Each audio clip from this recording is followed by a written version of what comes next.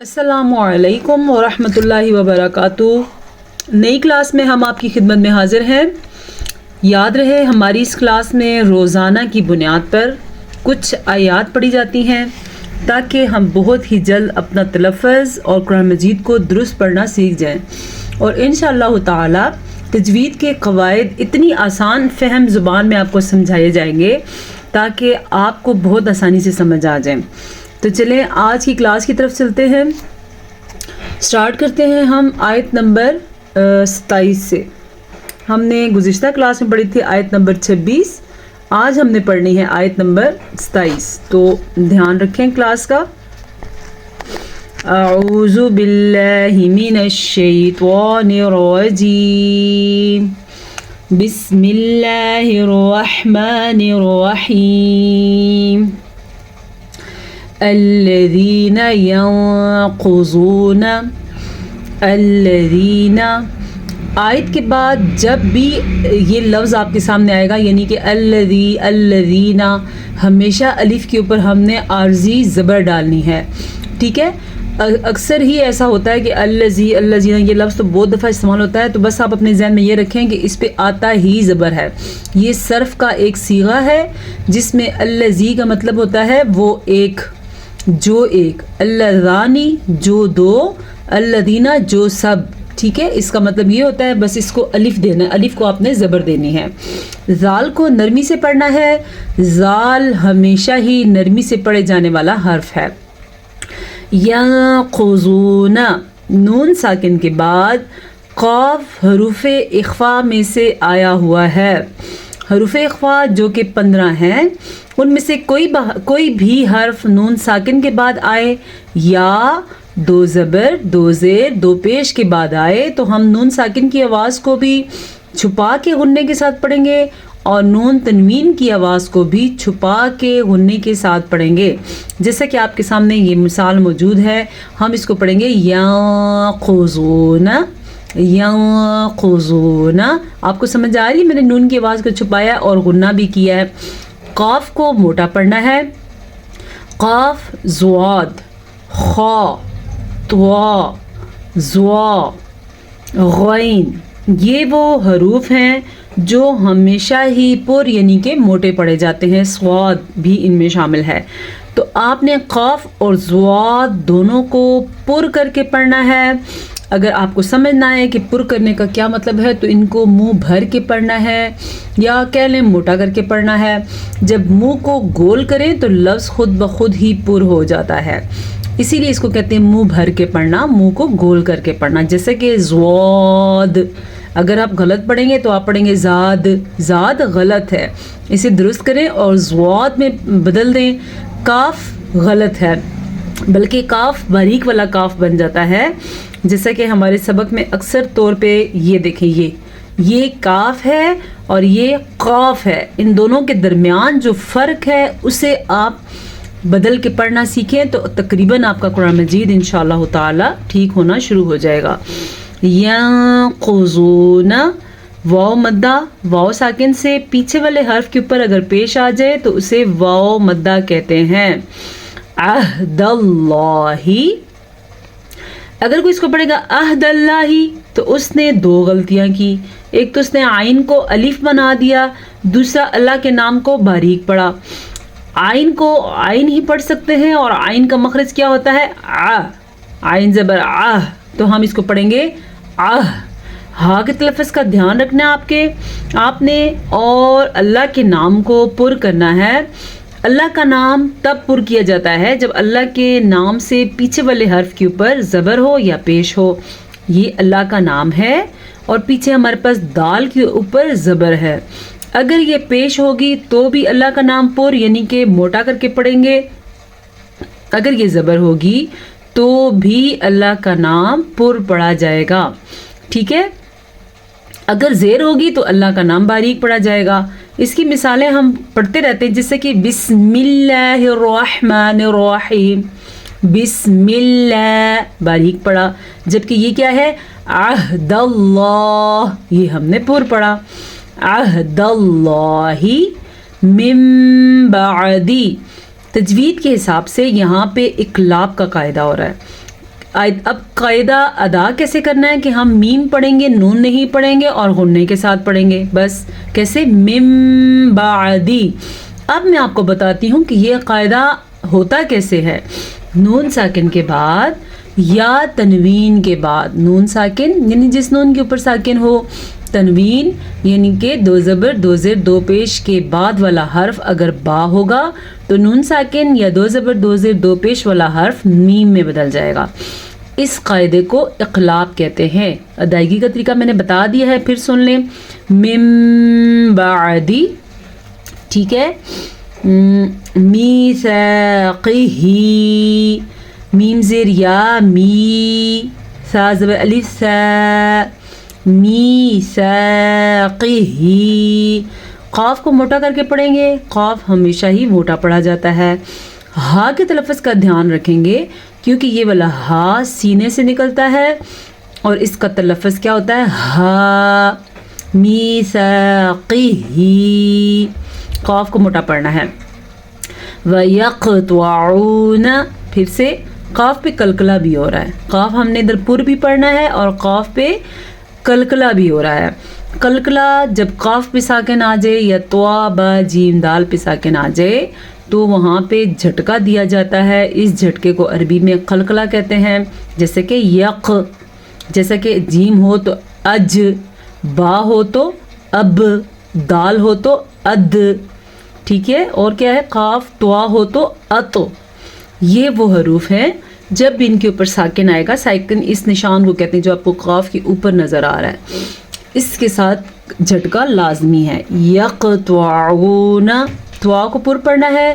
عین کے تلفظ کا خاص خیال رکھنا ہے. اگر آپ اس کو پڑھیں گے یقطعون تو آپ نے غلطی کر دی. قاف، طوا، عین، ادھر یہ تین چیزیں ہیں جن کا آپ نے خیال رکھنا ہے. چوتھی چیز ہے واو مدہ. واو ساکن سے پیچھے والے حرف کے اوپر پیش ہو تو اسے واو مدہ کہتے ہیں. نون کو لمبا نہیں کرنا، نون کے اوپر زبر ہے. کیسے؟ وَيَقْطَعُونَ مَا أَمَرَ اللَّهُ، میم زبر الف ما، یہ مد اتنی ہی لمبی کرنی ہے آپ نے. میرے ساتھ پڑھیں، ما. تقریباً اس کی مقدار 2 سے 3 سیکنڈ کے درمیان بنتی ہے اور اس مد کو ہم کہہ سکتے ہیں 3 حرکات عربیہ کے برابر ہے یا 2.5 سے 3 الفاظ کے برابر ہے. امر اللہ، را کو پر پڑھنا ہے اور را کے بعد اللہ کا نام ہے. اللہ کے نام سے پہلے ہم نے دیکھنا ہے زبر یا پیش ہے تو اللہ کا نام بھی پر پڑھنا ہے. اگر اللہ کے نام سے پیچھے والے حرف نیچے زیر ہے تو لفظ اللہ کو باریک پڑھنا ہے. تو ہم اسے پڑھیں گے امر اللہ بہی. بہی میں ہا کے اوپر جو مد آپ کو نظر آ رہی ہے یہ 2.5 سے 3 الفاظ کے برابر ہے. تو ہم اس کو کتنا لمبا کریں گے؟ 2 سے 3 سیکنڈ تک.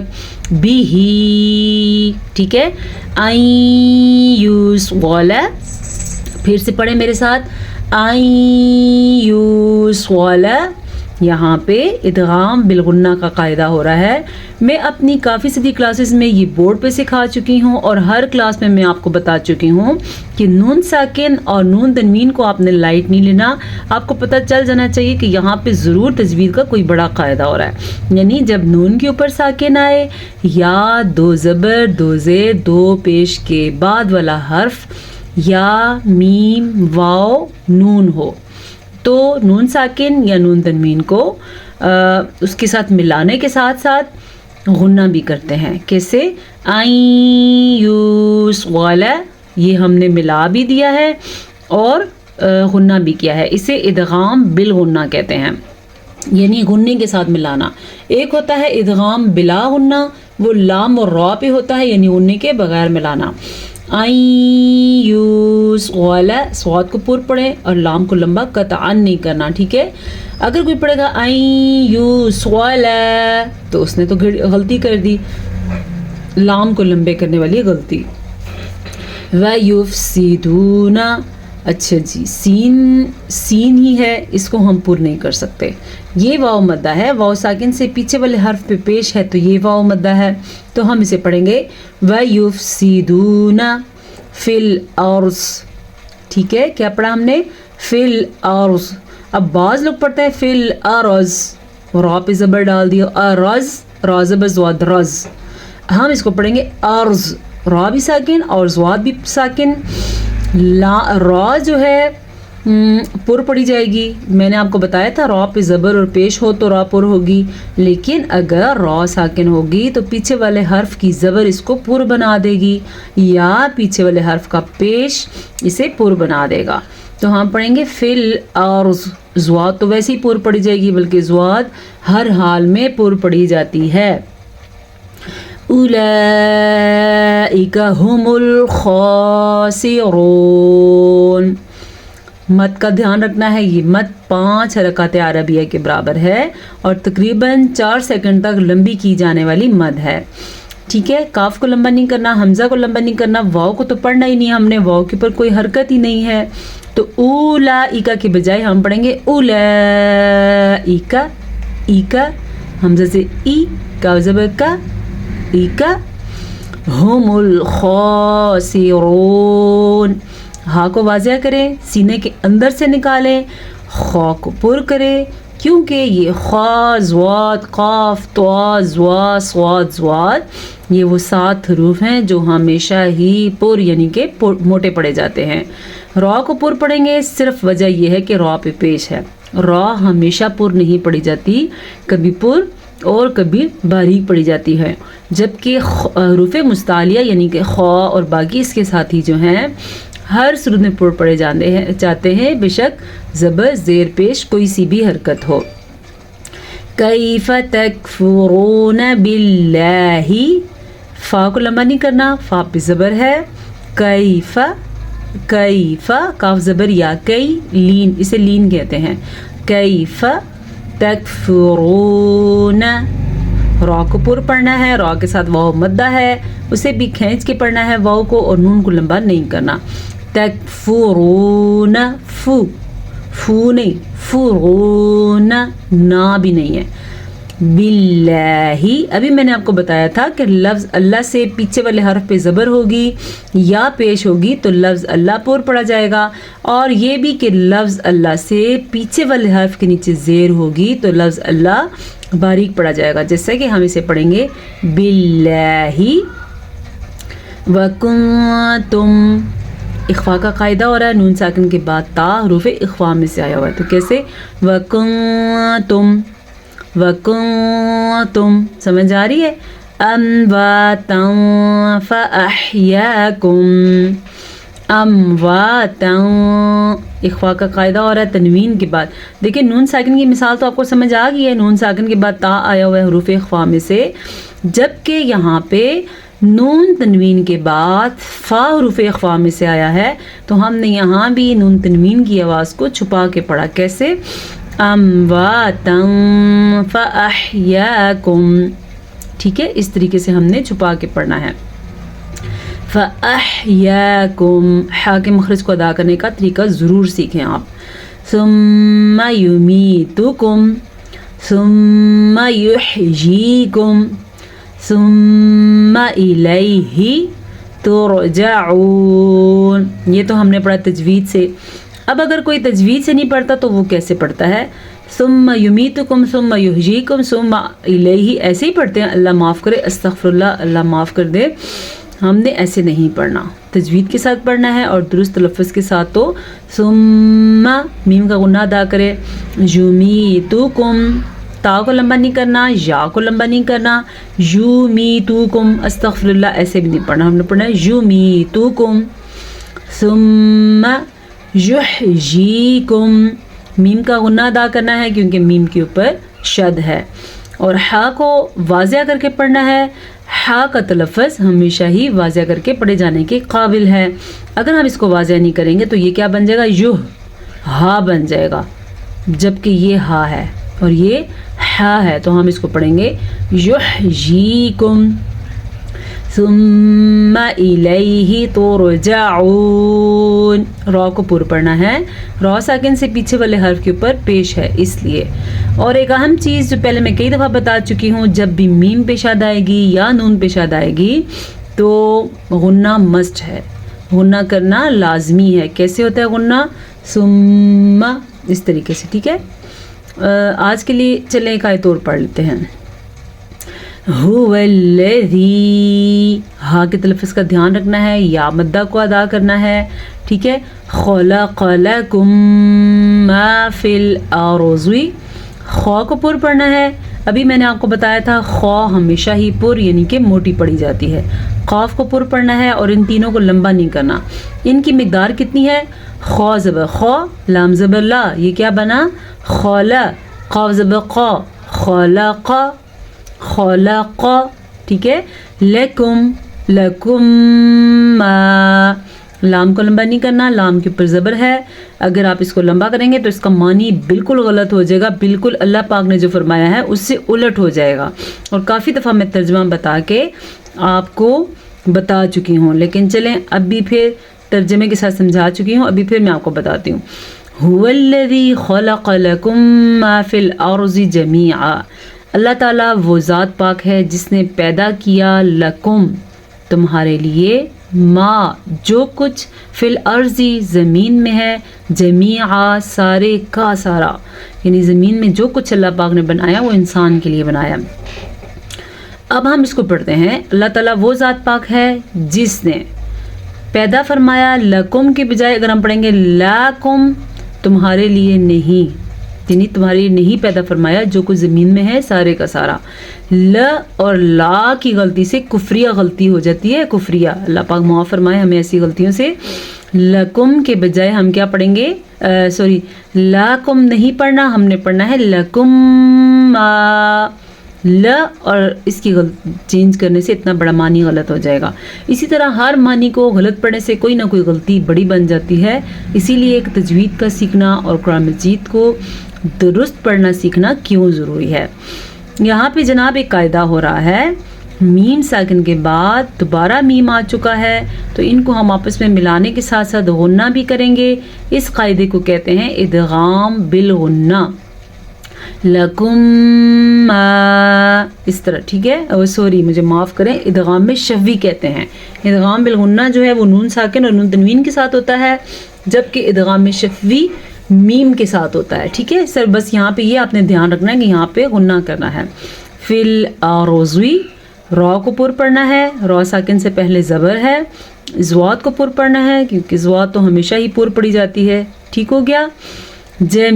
جمیعا، بلکہ قاف پہ رکنا ٹھیک نہیں ہے تو ہم پڑھیں گے جمیعا ثم استوى.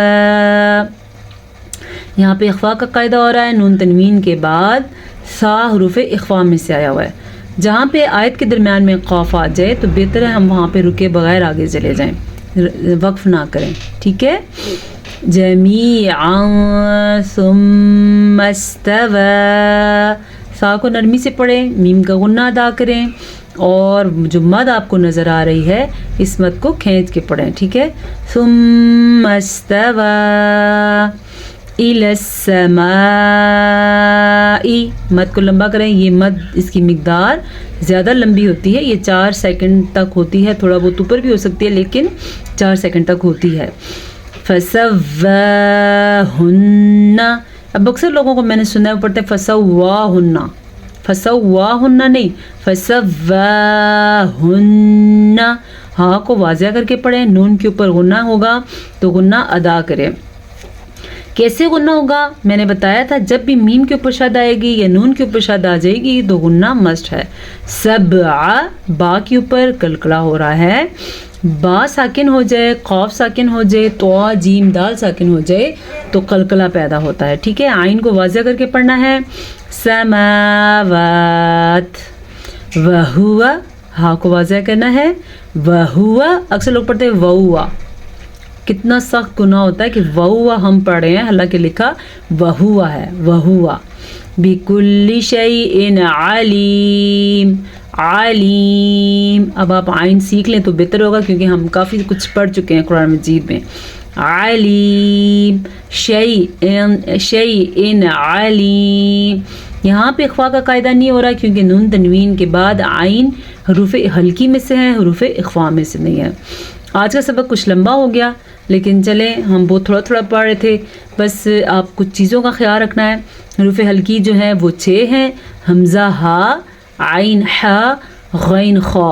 حروف اخفا جو 15 ہیں وہ بھی سن لیں، تا سا جیم، دال زال زا، را زا سین، شین صاد را نہیں ہے سوری زا، سین شین صاد زواد، طوا زوا فا قاف کاف۔ یہ ہے 15 حروف اخفا اور حروف حلقی میں نے آپ کو بتا دیے ہیں۔ چلیں اجازت دیجیے، انشاءاللہ تعالی یہ ہمارا سفر روزانہ کی بنیاد پہ جاری رہے گا۔ اجازت دیجیے، السلام علیکم ورحمۃ اللہ وبرکاتہ۔